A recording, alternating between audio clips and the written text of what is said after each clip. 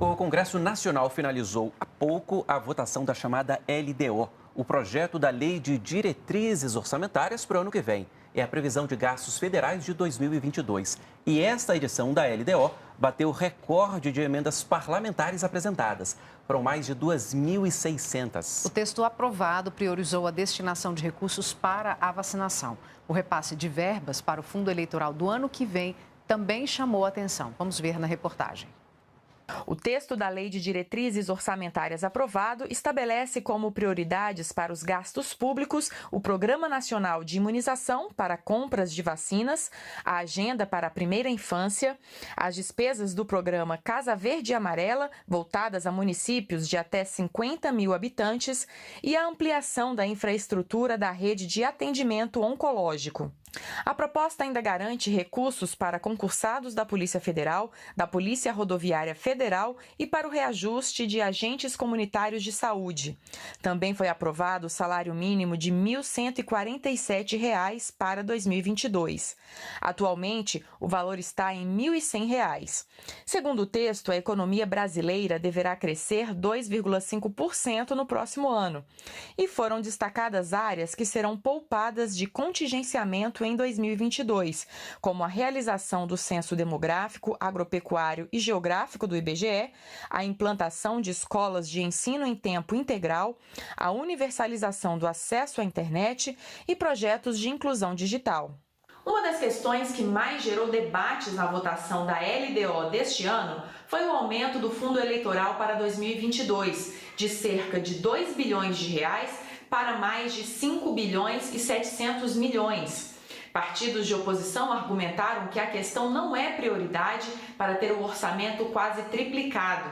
Esse fundo foi criado após a proibição do financiamento privado de campanhas, com o argumento de que as grandes doações empresariais desequilibram a disputa eleitoral.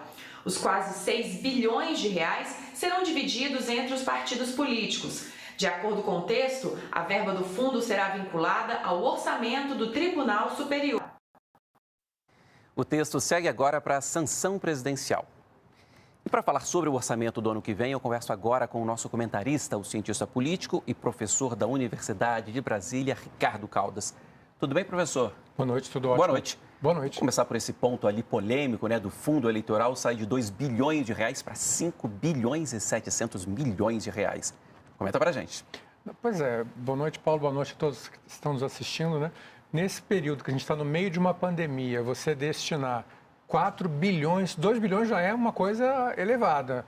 Passar de 2 para quase 6 bilhões, 5,7 bilhões. Os recursos para o fundo eleitoral, quando escolas e hospitais estão precisando de apoio, né? Realmente é uma coisa surpreendente. Agora, a pressão dos parlamentares é muito forte, porque ano que vem é ano eleitoral. Então, está todo mundo querendo garantir que não vai faltar verba para ninguém. Então, nesse sentido, a ideologia não conta. Todos se uniram no prol comum, que é aumentar o orçamento desse fundo, né, para todos. Vamos falar de outras prioridades também, professor. Vacinação, dinheiro para habitação, para o censo. Isso. O que você destaca? Não, com certeza, os pontos mais importantes da LDO são o nosso Plano Nacional de Imunização, que ele aumenta justamente a verba, o programa Casa Verde e Amarela, que era o antigo Minha Casa Minha Vida, então ele destina recursos para isso, e também programas de saúde em geral. Agora, o ponto interessante que você mencionou agora são esses setores ou esses programas que não podem mais ser contingenciados. Isso eu achei muito interessante. E começa com o censo. Ou seja, o censo tem que ser realizado e não pode mais ser adiado nem contingenciado, que é um hábito comum, né? No primeiro semestre você contingencia o orçamento. Mas o relator salvou algumas áreas, entre as quais o censo e aquelas que nós já vimos na reportagem. Explica para a gente o contingenciamento, professor. É um corte, é um congelamento? Não, na verdade não chega a ser um corte, ele é um congelamento mais, né? Você segura o orçamento para ver como é que vão ser, né, as entradas de recursos, né, as despesas, e aí, na medida em que forem entrando os recursos, você vai liberando o orçamento ao longo do ano. Mas essa inovação que eu achei interessante, ele proibir alguns programas, né, que passam a ser, vamos chamar assim, de intocáveis, de serem justamente alvo desse contingenciamento. A gente tem 30 segundos, professor. Explica rapidamente para a gente por que o censo é tão importante.